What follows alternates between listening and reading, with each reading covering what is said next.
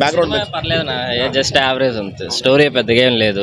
మన వాళ్ళు పాకిస్తాన్ లో పోతారు వస్తారు అంతే, అంతకు మించి స్టోరీ ఏం లేదు బేసిక్ గా. స్టోరీస్ కూడా చాలా వచ్చాయి.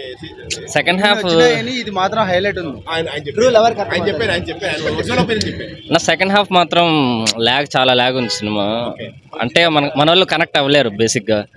ఏమనంటే అది ఒకే మ్యూజిక్ సినిమా ఫస్ట్ నుంచి లాస్ట్ వరకు బుజ్జితల్లి మ్యూజిక్, అదొక్కటే మ్యూజిక్, అంతకు మించి డిఎస్పీ ఏం కొట్టలేదు.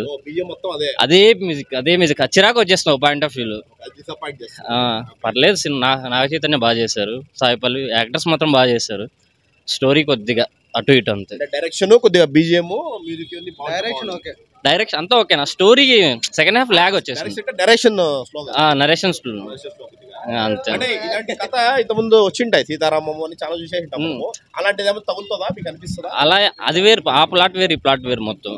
పాకిస్తాన్కి వెళ్ళడం వాళ్ళు ఉన్నాయి కదా, అది మొత్తం లవ్ స్టోరీ, లవ్ బేస్డ్ కదా. ఇది అసలు సెకండ్ హాఫ్ నీకు లవ్వే లేదు. సెకండ్ హాఫ్ మొత్తం అది మొత్తం లాగాడు. మరి మాకైతే జస్ట్ యావరేజ్.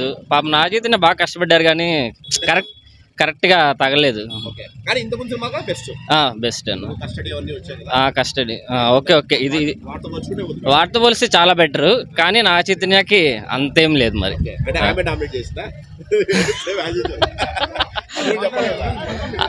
నా చైతన్యం చేశారన్న, కానీ మంచి స్టోరీ పర్లేదు బేసిక్ గా. కష్టమేనా, 100 కోట్లు ఆడగొడతారన్న. అది గేమ్ చేంజర్ 100 కోట్లు, అది కూడా అంతే, ఏం లేదన్న. తమిళ వాళ్ళకి ఏమన్నా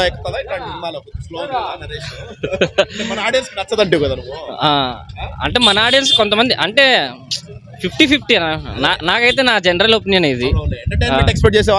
ఏమంత ఉండదు. సెకండ్ హాఫ్ బాగా డల్ అయిపోయింది అన్న బేసిక్ గా. అంటే మెయిన్ వాళ్ళు పాకిస్తాన్కి వెళ్ళడం రావడం అదే అంతే, ఇంకా అదే. అంతకు మించి ఇంకా సెకండ్ హాఫ్ లో స్టోరీ బేసిక్ గా లేదు, ఎంగేజింగ్ గా లేదన్న. సీతారాంలో అయితే మనకి చాలా ఎంగేజింగ్ గా ఉంటుంది స్టోరీ అంతా. మ్యూజిక్ అయితే ఒకటే మ్యూజిక్ ఫస్ట్ నుంచి లాస్ట్ వరకు. మీకు పాటలు ఫస్ట్ హాఫ్ లోనే 3-4 పాటలు వచ్చేస్తాయి, ఇంకా సెకండ్ హాఫ్ లో ఒక పాట. సినిమా మొత్తం బుజ్జితల్లి ప్లే అవుతా ఉంటుంది అన్న. అంతే అన్న. అవుట్ ఆఫ్ 5 2.5 అన్న. Average movie. One time decent watchable.